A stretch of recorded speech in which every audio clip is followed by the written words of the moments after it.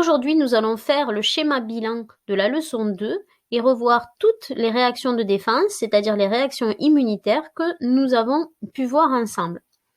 Vous allez donc prendre une feuille blanche, la prendre en format paysage, c'est-à-dire en long, et des stylos, crayons de couleur, crayon à papier. Au crayon gris, pour commencer, vous allez séparer votre feuille en 5 parties à peu près égales, très légèrement, un trait très fin. Donc nous allons partir de la gauche vers la droite et commencer par remplir la première partie la plus à gauche. Donc vous allez repasser votre premier trait en rouge, il représentera la peau et les muqueuses, et vous allez représenter les micro-organismes en jaune qu'ils vont pouvoir pénétrer du milieu extérieur vers le milieu intérieur. Dans la deuxième partie, ce coup-ci, vous allez faire pénétrer les micro-organismes, c'est donc la contamination, et lorsqu'ils vont se multiplier à l'intérieur du corps, ce sera l'infection. On rajoutera dans cette deuxième partie les globules blancs qui sont là dans le milieu intérieur à attendre. On les mettra en vert. Les globules blancs sont aussi appelés leucocytes, leuco blanc, cyte, cellules.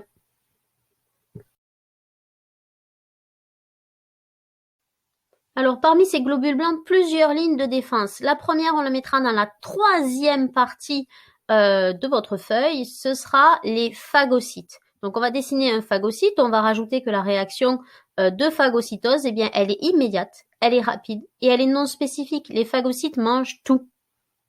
Alors, on va dessiner la réaction de phagocytose qui se découpe en étapes. L'absorption, quand il vient au contact du micro-organisme. La digestion, le micro-organisme rentre à l'intérieur et le phagocyte commence tranquillement à le digérer, et le rejet des déchets. Et oui, car il reste toujours un peu des déchets, c'est ce qui fera le pu. Le tout s'appelle la phagocytose.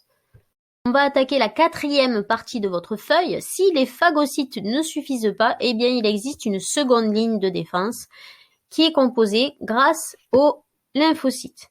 Alors ces lymphocytes, on va les faire en bleu, tout comme toute la deuxième ligne de défense. Cette deuxième ligne de défense, elle est différée parce qu'elle va mettre du temps et elle va être spécifique, c'est-à-dire que les lymphocytes ne vont s'occuper que d'un seul micro-organisme. Chaque lymphocyte ne pourra reconnaître qu'un seul micro-organisme et il les reconnaît.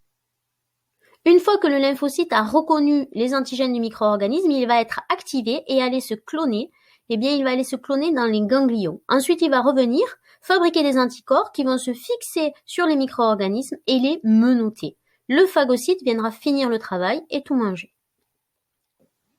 Alors, on entame la dernière et cinquième partie de votre feuille. Toujours dans la deuxième ligne de défense, nous avons aussi les lymphocytes T. Alors, les lymphocytes T, eux, eh bien, ils vont être légèrement différents et vont reconnaître les cellules qui ont été infectées par un virus ou alors les cellules cancéreuses, par exemple les cellules modifiées.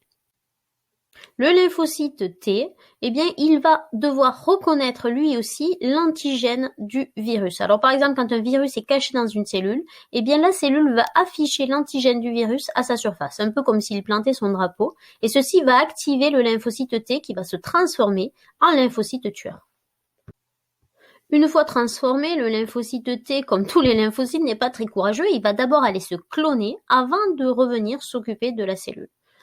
C'est pas seulement une question de courage, c'est aussi pour être beaucoup plus nombreux. Donc il va s'accoler à la cellule, se mettre contre elle et la percer, c'est ce qu'on appelle le baiser de la mort. Le lymphocyte T va donc sacrifier une de vos cellules pour éviter qu'elle ne multiplie le virus. C'est un des rares cas où une cellule immunitaire se retourne contre vos propres cellules. C'est un sacrifice pour le bien de tous et le phagocyte viendra finir le travail en mangeant les débris. En conclusion, nous avons donc les phagocytes qui sont là pour manger tout ce qui est étranger, sans distinction, ils ne sont pas spécifiques, c'est des espèces de Pac-Man. Les lymphocytes B qui, eux, vont agir à distance en envoyant des anticorps qui vont menotter les micro-organismes, et les lymphocytes T qui vont détruire les cellules infectées. Moi, je retiens que les phagocytes sont les Pac-Man qui mangent tout et n'importe quoi, les lymphocytes B, les bombardiers qui agissent de loin sur des cibles précises, les lymphocytes T, des James Bond qui ont le permis de tuer pour le bien de tous. Enfin, le vôtre.